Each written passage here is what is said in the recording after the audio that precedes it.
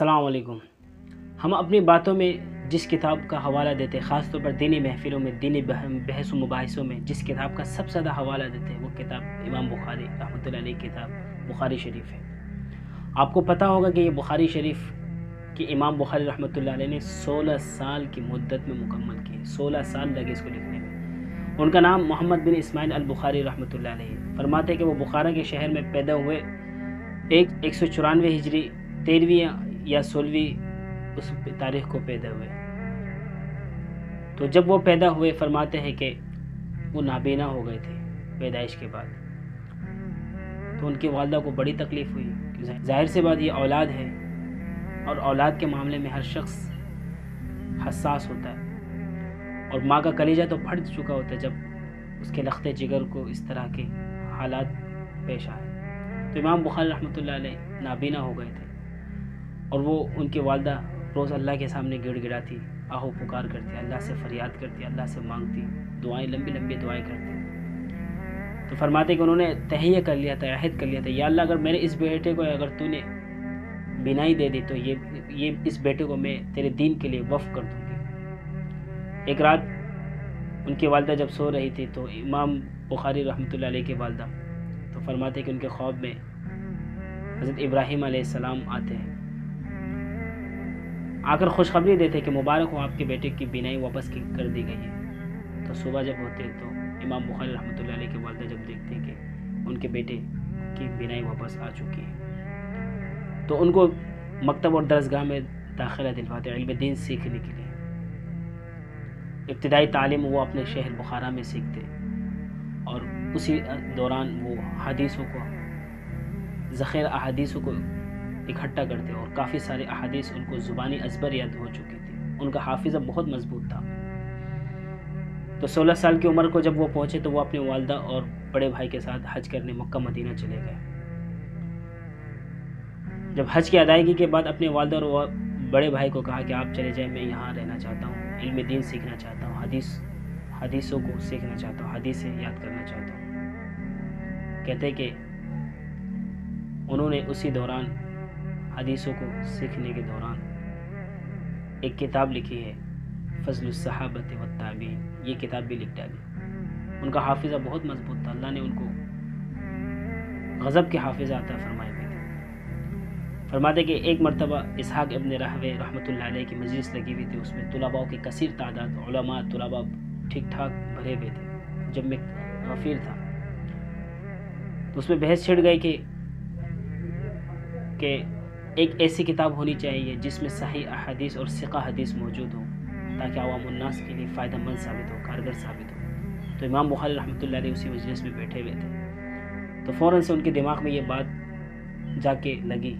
तो उन्होंने सोचा कि क्यों ना इस किताब को मैं तदवीन करूँ, लिखूँ। तो इमाम बुखारी रहमतुल्लाह अलैह ने फरमाते हैं कि उन्होंने 16 साल की मुद्दत में इस किताब को लिखी और 7 लाख अहादीस का मजमा ज़ख़ीरा को जमा करके 7 लाख अहादीस के ज़ख़ीरे को उन्होंने जमा किया।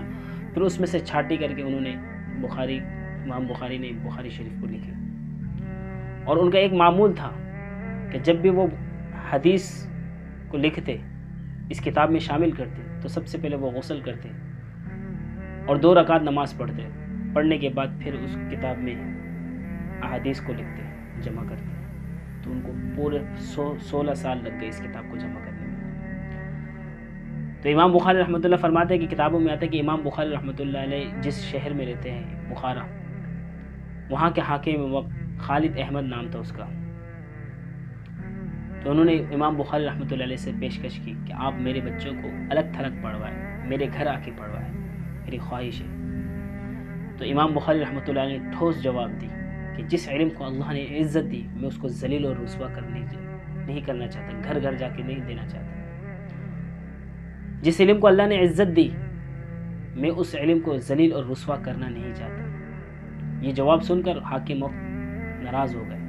तो उन्होंने कहा, फिर दोबारा उन्होंने फरमाइश की कि अच्छा अगर आप इस तरह नहीं कर सकते तो आप मेरे बच्चों को अलग थलग, सबसे अलग थलग खुसूसी क्लास दें, जिसको आज हम कहते हैं कि प्राइवेट,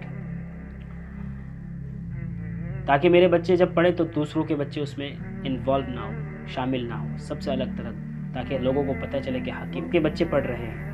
انہوں نے پھر انکار کر دیا اور کہا کہ یہ نبی کی وراثت ہے، میں کسی کے درمیان تخصیص نہیں کرنا چاہتا، یہ علم عام ہے، عامۃ المسلمین کے لیے، اس میں سب برابر ہے۔ اگر آپ کے بچے علم حدیث کا شوق رکھتے ہیں، علم دین سیکھنا چاہتے ہیں، تو ان سب کے ساتھ، ان غریب بچوں کے ساتھ بیٹھ کر علم دین سیکھیں۔ تو حاکم وقت ناراض ہو گیا، تو اس ناراضگی کا یہ خمیازہ بھگتنا پڑا کہ ان کو شہر جلا وطن کر دیا، ان کو اپنے شہر بخارا سے نکال دیا۔ فرماتے کہ جب وہ بخارا چھوڑ کر چلے گئے، ایک مہینہ بھی مکمل نہیں ہوئی تھی کہ بخارا کے جو حاکم وقت ان کو ان کے عہدے سے معزول کر دیا، اور جو لوگ ان کو نکالنے میں، بخارا سے نکالنے میں ملوث تھے، وہ بھی ذلیل و رسوا ہو گئے۔ وہ نیشاپور چلے گئے، پھر وہاں پر بھی کچھ دن رہے تو وہاں کے گورنر اور حاکم وقت سے نہیں بنی، تو وہاں پر بھی نیشاپور میں بھی امام بخاری کے ساتھ حاکم وقت کی نہیں بنی، تو وہاں سے بھی ان کو جلا وطن ہونا پڑا۔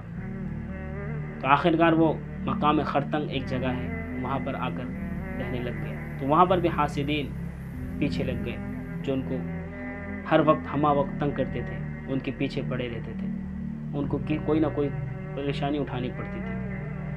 وہ اتنے بدزن ہو چکے تھے، اتنے دل تنگ ہو چکا تھا، انہوں نے آخرکار اللہ سے فریاد کی کہ یہ انسان جب پریشانی اٹھا کر تھک جائے نا، تو پھر وہی کہتے یا اللہ موت دے دے، اس زندگی سے تو موت ہی بہتر ہے۔ اسی طرح امام بخاری رحمۃ اللہ علیہ نے اللہ پاک سے دعا کی، یا اللہ، دعا یہ کی تھی، اللہم ضاقت علی الارض بما رحبت فاقبضنی الیک، اے اللہ یہ زمین وسعت کے ہونے کے باوجود مجھ پر تنگ ہو چکی ہے، مجھے اپنے پاس بلا لے۔ تو فرماتے ہیں کہ وہ عید الفطر کی رات کو انتقال ہو گئے، اور اسی دوران عبد الواحد راوی حدیث فرماتے ہیں کہ جب امام بخاری رحمۃ اللہ علیہ انتقال ہوئے، انہوں نے خواب میں دیکھا کہ رسول اللہ صلی اللہ علیہ وسلم کسی کے انتظار کر رہے صحابہ کے ساتھ۔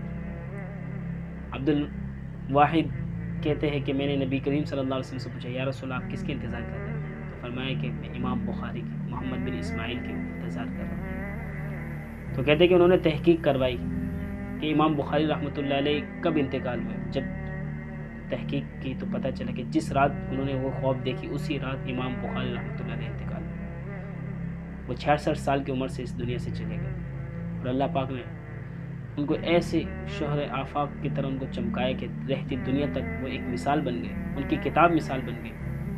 ان کو اس قابل بنانے کے پیچھے ان کے ماں کا ہاتھ تھا۔ فرماتے کہ ان کی ماں بغیر وضو کے ان کو دودھ نہیں پلاتی تھی۔